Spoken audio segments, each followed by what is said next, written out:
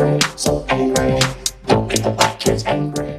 Welcome to the latest episode of Unidentified People in Random Situations, Isolated Events. Welcome to the latest example of that down in Atlanta, where some unidentified people targeted at least 7 Asian restaurants for robbery and brutality. These photos show the injuries a restaurant worker got when a robber pistol whipped and kicked her. Take a look at that. That robbery was one of a series of Asian restaurant robberies, and police believe that the same crew has been pulling this off. Here's a look at the locations across 3 local counties. Channel 2's Christian Jennings is live in Walton County. She talked to investigators about this today. Christian.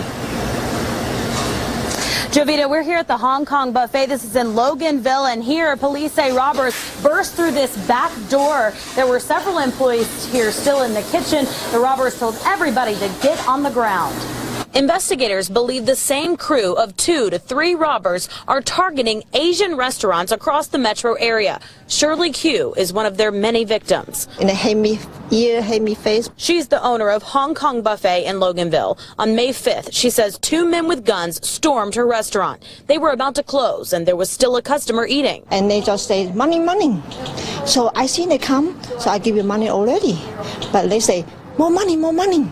So I was so mad. She decided to fight back and tried grabbing the gun. She says the man pistol whipped her and beat her. She showed us these photos of her injuries. I tried to fight him, but you know, he's guy, he's strong. He's not very strong, but he's tall. Police say these guys hit 7 restaurants total in Loganville, Snellville, Grayson, Buford, Lawrenceville, and Conyers. One of the most recent ones happened here Tuesday night at the Oriental Garden on Highway 78 in Loganville. Same type of entry. They came in through the back door, 2 male suspects, and they hit a young lady in the face with a pistol on this one, too. According to police reports at the Oriental Garden and in some of the other cases, the suspects stole victims' keys, purses, and wallets with personal information inside.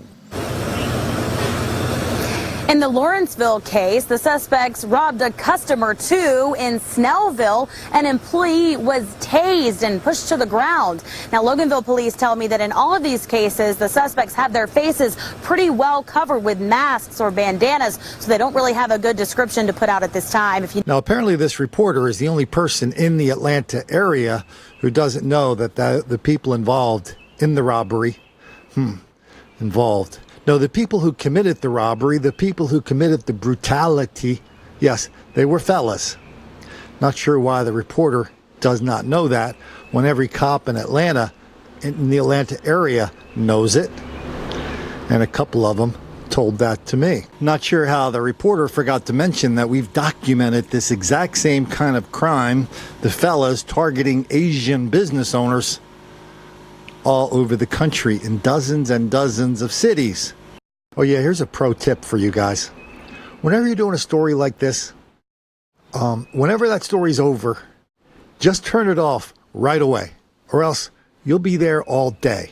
Just like this next story kept me there a lot longer than I wanted to be.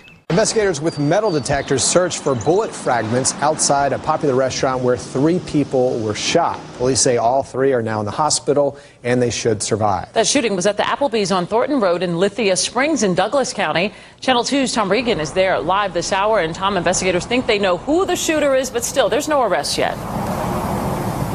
Jovita, this Applebee's is one of the most popular restaurants here in Lithia Springs. Not long after the doors closed late last night, a shooting right there in the front parking lot that left 3 people seriously hurt.